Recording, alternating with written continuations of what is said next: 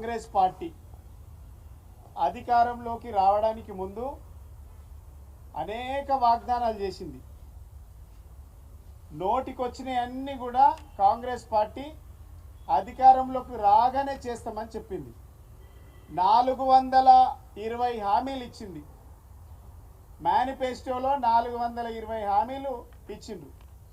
6 గ్యారంటీలు అన్నారు. 100 రోజుల్లో అమలు చేస్తామన్నారు.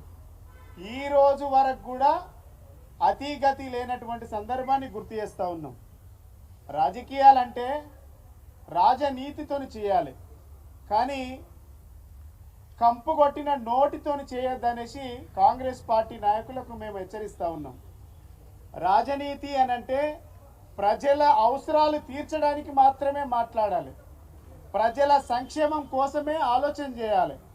కానీ రాజకీయాలు అనంటే కంపు కొట్టే నోర్లతోని ఇలా రాజకీయాలు చేస్తున్నటువంటి నాయకులకు మేము అడుగుతా ఉన్నాం.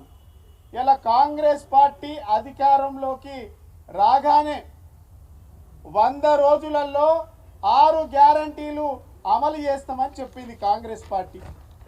ఇలా పేపర్ యాడ్ ఇచ్చింది.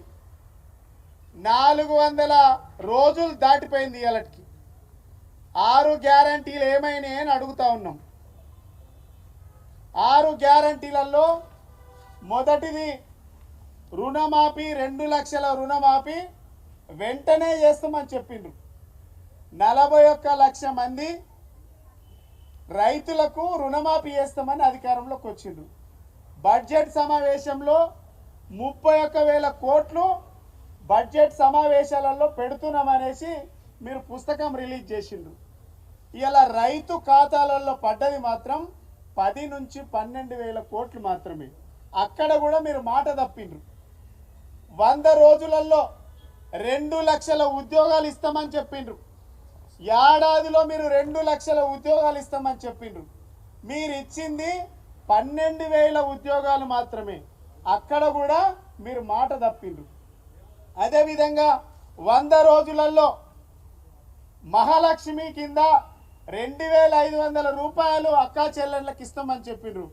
ఈ రోజు వరకు ఒక్కరి ఖాతాలో కూడా 2,500 రూపాయలు జమ కాలేదు. రైతు భరోసా కింద 100 రోజులలో రైతు భరోసా కింద 15,000 రూపాయలు కౌలు రైతులకు ఇస్తామన్నారు. రైతు కూలీలకు 12,000 ఇస్తామని చెప్పిండ్రు. బోనస్ కింద 500 రూపాయలు ఇస్తామని చెప్పిండ్రు. ఇప్పటి వరకు కూడా అమలు జరగలేదు, అమలు కాలేదు.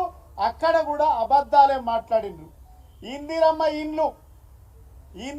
ఇండ్లు 100 రోజులలో అమలు చేస్తామని చెప్పిండ్రు. ఇప్పటి వరకు నిన్న పెట్టిన గ్రామ సభలే సాక్షిగా ఇప్పటి వరకు కూడా ఒక్కరి కూడా ఇందిరమ్మ ఇల్లు రాలేదు. యువ వికాసం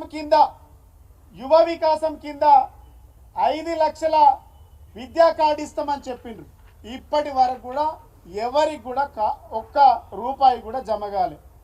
ఇట్లా చెప్పుకుంటూ పోతే కాంగ్రెస్ పార్టీ 100 రోజులలో చేస్తామన్న ఏ ఒక్కటి కూడా అమలు కాకపోను ఇలా 400 రోజులలో అబద్ధాలతోని ఈ ప్రభుత్వాన్ని నడిపిస్తూ ఉన్నారు.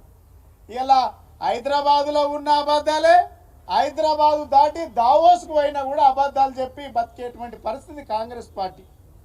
ఇలా అబద్ధాల పునాదుల మీద, మోసాల మీద ఈ కాంగ్రెస్ ప్రభుత్వం ఏర్పడ్డది.